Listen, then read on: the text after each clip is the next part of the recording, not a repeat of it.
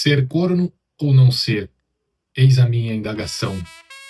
Sou um homem apaixonado, sei que já fui chifrado, mas o que vale?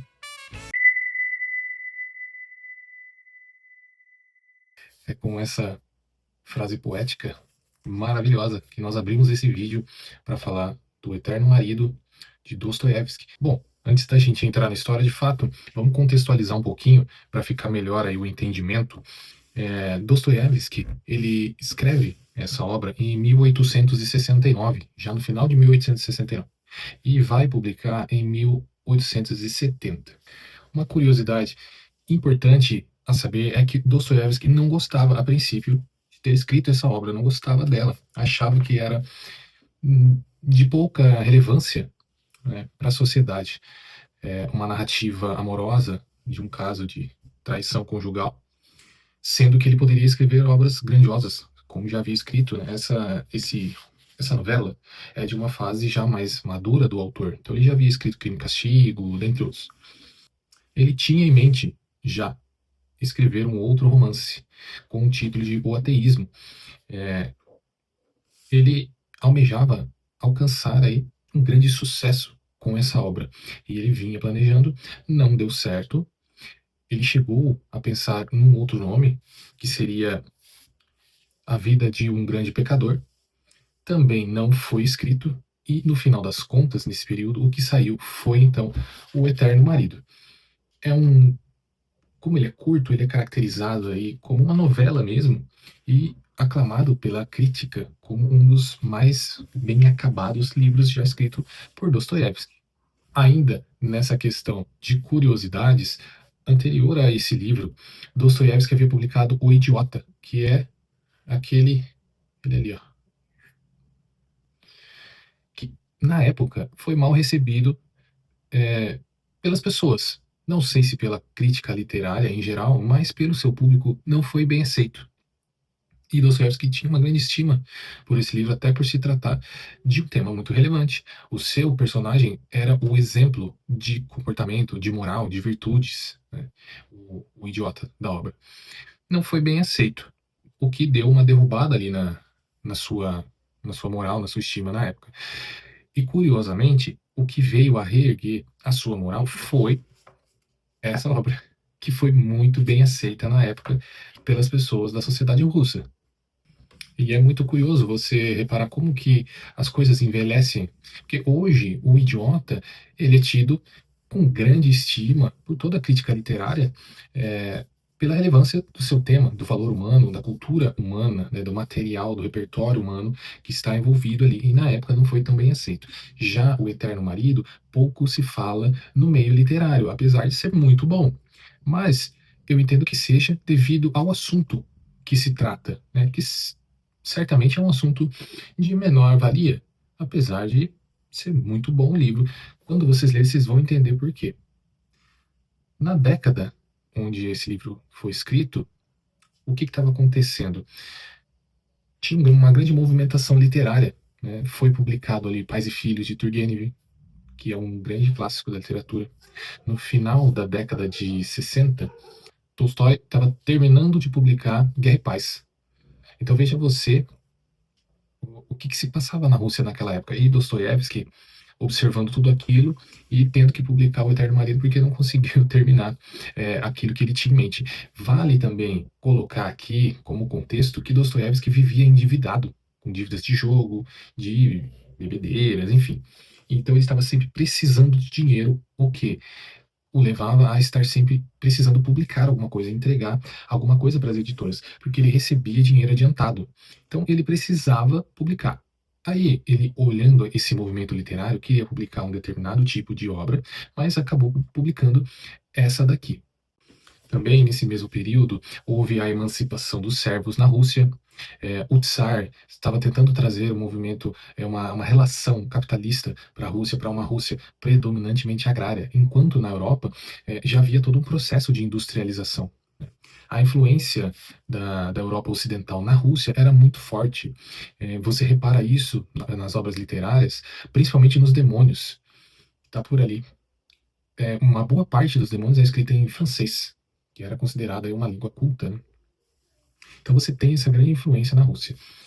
E o Tsar, de olho nisso, queria trazer também essa dita modernização para a Rússia. Uma outra força que estava em alta na época, com grande ascensão, eram os movimentos revolucionários, que culminariam aí na tomada do poder em 1917.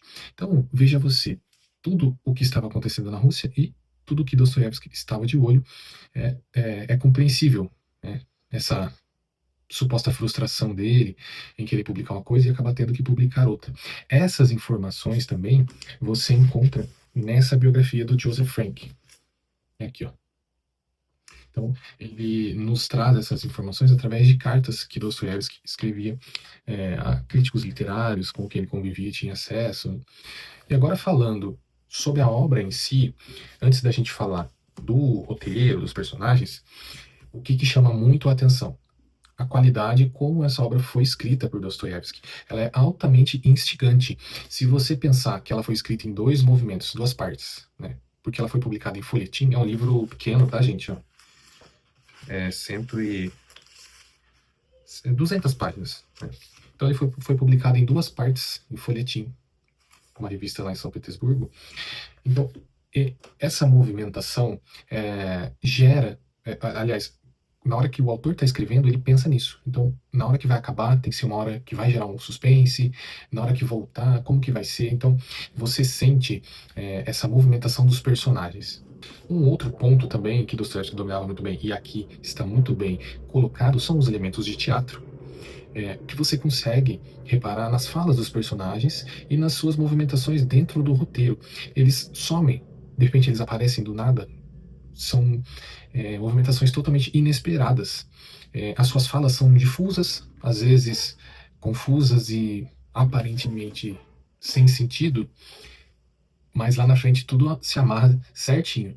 Então, desde o começo até o fim, você tem esse suspense que é uma coisa frenética. Os personagens, as falas dos personagens, elas emanam uma explosão de ódio muito grande e já em sequência uma expressão de afeto totalmente descabida. São coisas muito esquisitas que vai levar a gente a chegar a algumas conclusões posteriormente. E para ajudar a gente a compreender a história, eu gosto de trazer as características dos personagens principais. Então, a gente tem aqui ó, o Veltyaninov, o Pavel Pavlovich. Esses são os dois principais e a história gira o tempo todo em torno deles. E você tem alguns personagens que são acessórios, como a falecida mulher do Pavel, que ela entra na história apenas para dar um sentido e um contexto. Você tem a filha desse triângulo que eu vou explicar para vocês. E é isso. Esses são os personagens principais. Vamos começar pelo Veltyaninov. Ele inicia a história aparentemente hipocondríaco, ou seja, uma pessoa que estava sempre procurando alguma doença que ele imaginava que poderia ter, apesar de não ter sido diagnosticado. Isso é importante de colocar aqui, porque até na minha cabeça, hipocondríaco era aquela pessoa que era viciada em tomar remédios. Depois eu fui procurar saber direitinho através dessa história e eu descobri que não, que hipocondríaco seria uma pessoa que está sempre achando que está doente e buscando uma doença. O Veltyaninov, ele tem o papel de predador. Quem que é o predador? Ele é o macho alfa, o conquistador. É aquele que precisa sempre estar com alguma mulher diferente, sabe? Aquele tipo. Esse é o Veltyaninov. Só que ele inicia a história sempre imerso em seus pensamentos, sempre aparentemente culpado de algo que a gente não sabe o que é. E aí nós vamos descobrindo, com o desenrolar da história, que nesse período do começo ele está com remorso de algo que vocês vão descobrir. Eu vou tentar aqui não dar muito spoiler de enredo, porque o livro é curto, né? E seria legal, assim, se vocês lessem mesmo. Então, esse é o perfil do início do Veltyaninov. E aliado a toda essa tristeza que ele sente, esse remorso, ele é como se fosse uma fera ferida, né? Ele está sempre ali preso num canto e altamente responsível a qualquer estímulo. E aí, conforme a história vai desenrolando, ele entra em contato com o outro personagem, que é o Pavel. Esse Pavel Pavlovich, ele entra na história perseguindo veladamente o Veltyaninov. E durante um bom tempo da história, a gente não sabe quem é ele e nem o Vertianino. Esse Pavel é o tal do Eterno Marido, o vulgo Corno Manso. Ele é detentor de uma personalidade totalmente passiva. Nos seus modos de agir, no seu comportamento, nos seus pensamentos, ele é totalmente passivo. É uma pessoa inofensiva e a sua personalidade depende sempre de uma mulher para existir. Ele, sozinho, é autodestrutivo, como vocês vão poder analisar na história. Então, conforme vai avançando a história e os personagens, né, eles vão ali conversando e estabelecendo diálogo, a gente entende, né, o porquê desse nome Eterno Marido. É bem curioso que é o seguinte: esse cara, esse Pavel, ele é totalmente submisso, mas ele é um covarde, né? Você, com certeza, ao ler essa novela, você vai lembrar de alguma pessoa que você já conheceu que se comporta dessa maneira. Os covardes, eles são os mais perigosos. Por quê? Eles agem na sua frente de maneira dócil e submissa, e esperando uma oportunidade de agir pelas costas, que é também o que vai acontecer nessa história. E eu imagino, inclusive isso não está escrito aqui, mas eu imagino que ele tenha assassinado um outro personagem. De repente, vocês lendo aí, vocês podem deixar aqui nos comentários se vocês também chegaram a essa conclusão. A outra personagem que não participa da história ativamente é a mulher desse Pavel, porque na história ela já está falecida. O nome dela é Natália. Então ela entra na história posta pelo narrador para dar sentido ao enredo. Então a Natália é a mulher dominadora, é a femme fatale, é a conquistadora, né? Ela, bom, naquela época, né, para a gente entender melhor isso daí, não era tão simples, né, uma mulher viver a sua sexualidade abertamente, né? Vocês imaginam isso, 1800 e pouco. Então, ela precisava de um homem com o perfil do Pavel para que emancipasse ela, tirasse ela da casa dela, para que ela tivesse a liberdade de viver a sua vida. Mas não uma liberdade assim, eu vou me casar com ele, vou me separar e vou cair na farra. Não. Ela precisava estar casada, esse cara precisava ter esse perfil de corno manso, para que ela pudesse dominá-lo e viver os seus sonhos, os seus romances, as suas paixões eróticas. Então, o eterno marido é quem? É o Pavel, aquele que nasceu simplesmente para servir a esse tipo de mulher. Lembra que eu falei para vocês que a personalidade do Pavel, ela só existiria juntamente com uma outra mulher dominadora?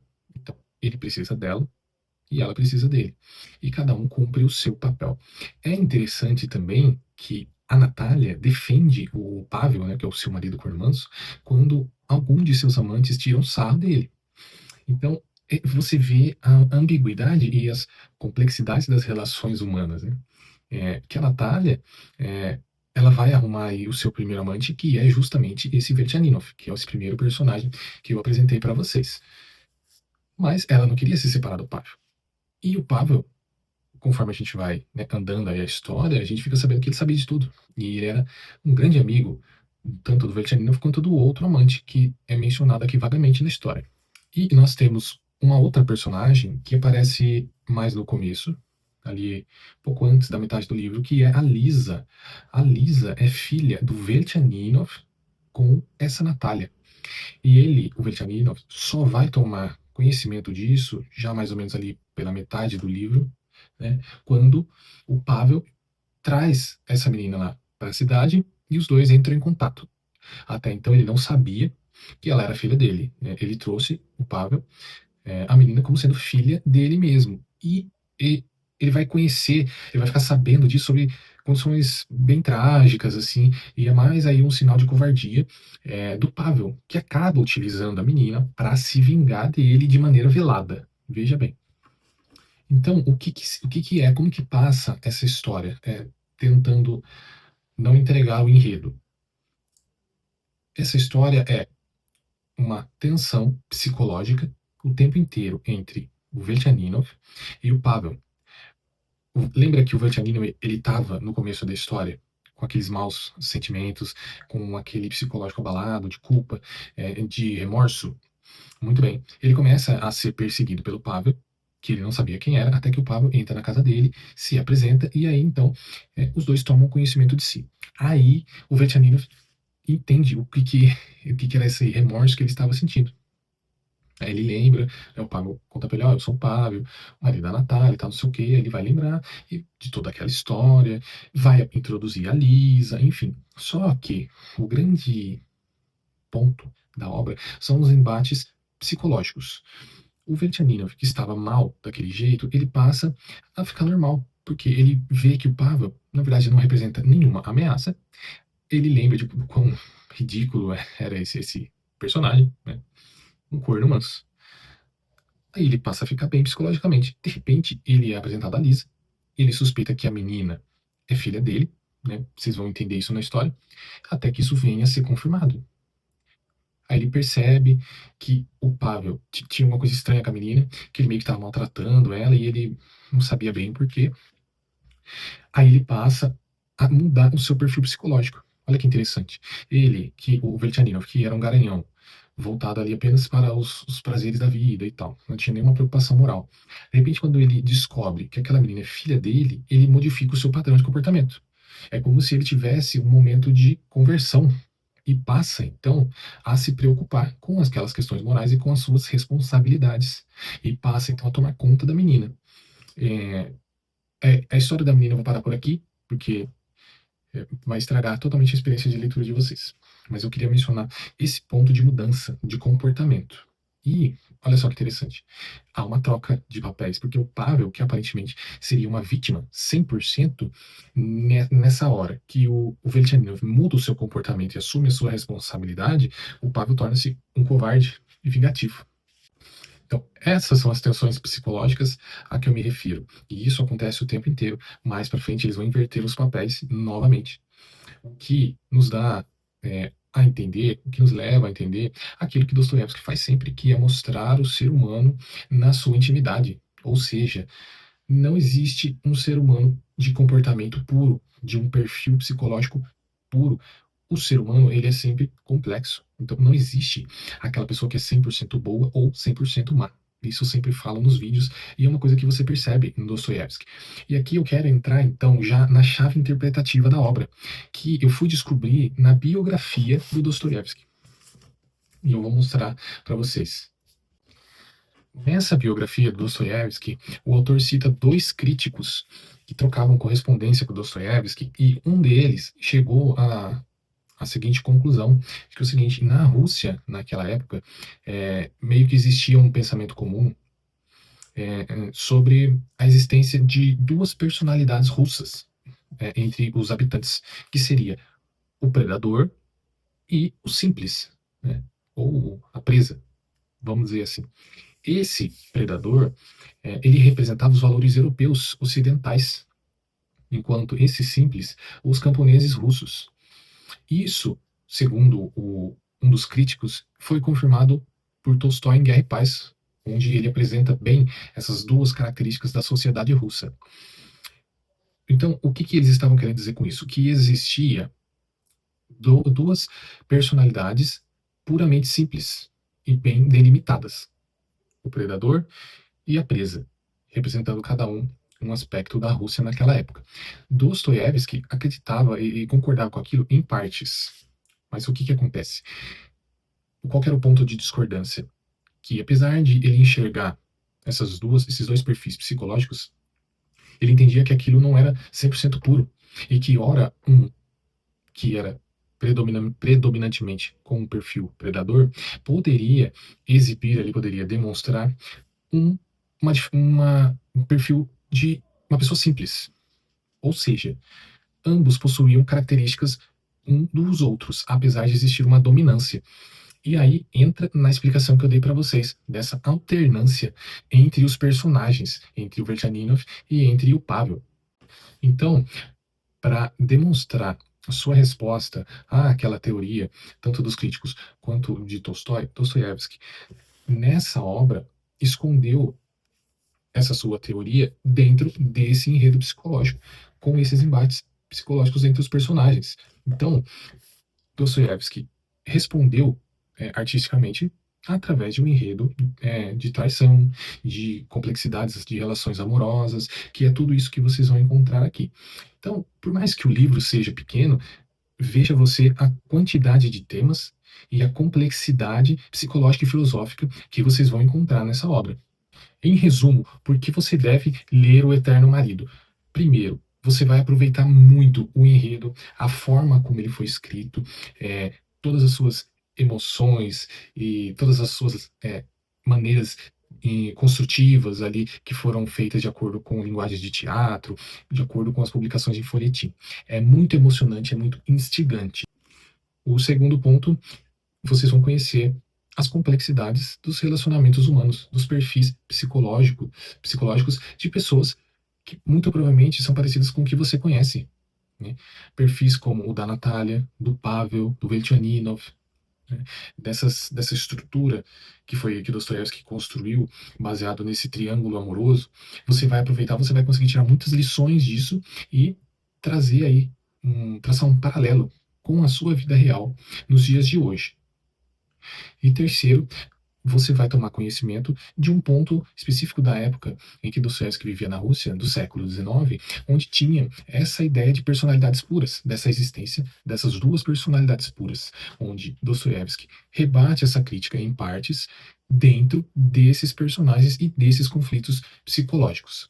Olha, eu espero mesmo que eu tenha conseguido convencer você a ler esse livro, porque ele é divertidíssimo, apesar de momentos tensos, momentos aí talvez até escabrosos, mas a história tudo isso é o que dá ali a grandiosidade da obra, esses altos e baixos, essas alegrias que você sente em momentos divertidos e essas revoltas, essas tristezas, no fundo você vai trocando de sentimento ao passo que os personagens vão trocando de papéis e você vai ali mergulhando em todas essas complexidades do ser humano. Então, meus amigos, é isso. Se eu conseguir criar aí um sentimento, uma vontade de você ler essa obra, eu espero que você deixe seu like, compartilhe esse vídeo com quem você acha que pode se interessar por essa obra. E é isso, eu agradeço, um abraço e até mais.